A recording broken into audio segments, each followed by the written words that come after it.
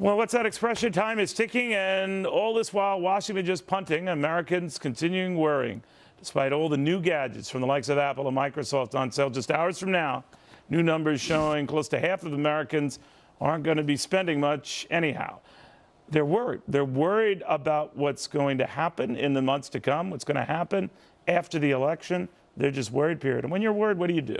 You retrench, whether it's healthcare costs that you see escalating, or regulations that you see increasing, or just storms that you see coming. John Layfield, the Energy CEO, and townhall.com editor Katie Pavlich on what to make of this. Katie, what do you make of this when so many are so anxious, and it takes more than a hot announcement from Microsoft and Apple on the same day to change their minds?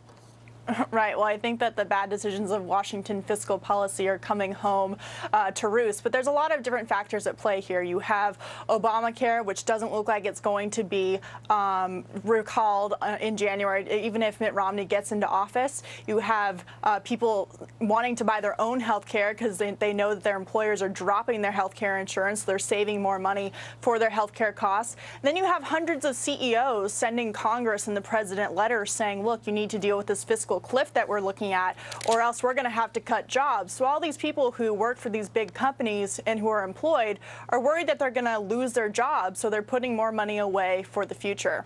I think she hit the nail on the head, John. I think that, we are what we hear. And when we hear that Colgate-Palmolive is getting rid of 2,300 workers, DuPont 1,500 workers, AMD 1,800, and on and on and on, we naturally say, there, but by the grace of God, could go me. So we close up the wallet, right?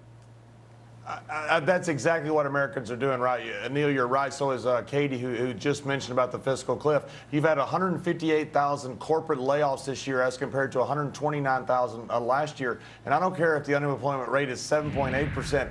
Or 10.8%. It's been high for a long time, and our labor participation rate at 63.6% is the lowest it's been in over 30 years. And 47 million Americans, the problem is not that they're on food stamps. The problem is that we have that many Americans that are in poverty. We have a lot of very structural issues in America right now, and Americans just aren't feeling confident. And when you have the Congress that we have, I don't care if Albert Einstein mixes with Theodore Roosevelt, we've got real problems.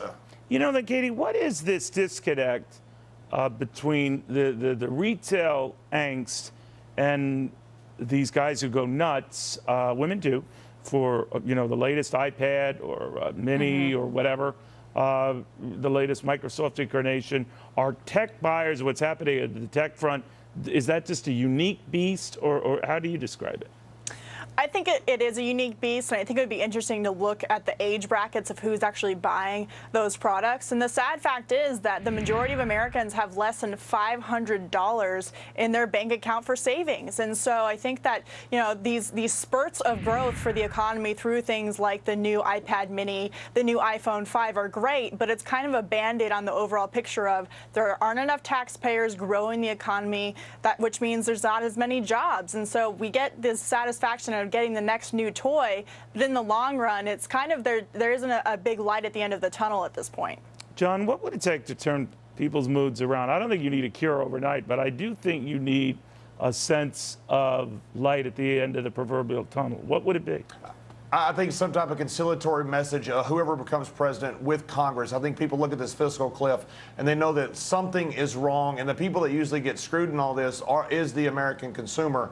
And I think some type of conciliatory message that you would have after this election, because you've seen so much vitriol between the two that Americans know that nothing is going to get done in Washington, D.C., and I think that really bothers people. Whether we go off the fiscal cliff or not, we're stuck with the Congress that has had the most futile 2 years in American history, and Americans know that. I had an expert on it a short time ago, Katie, talked about female voters and that they're concerned, perhaps more than any other demographic group, just speaking generally here, not to just compare them just to males, just as a group, about wallet issues. If that is so, and people are worried, if I'm Barack Obama, I would be very worried.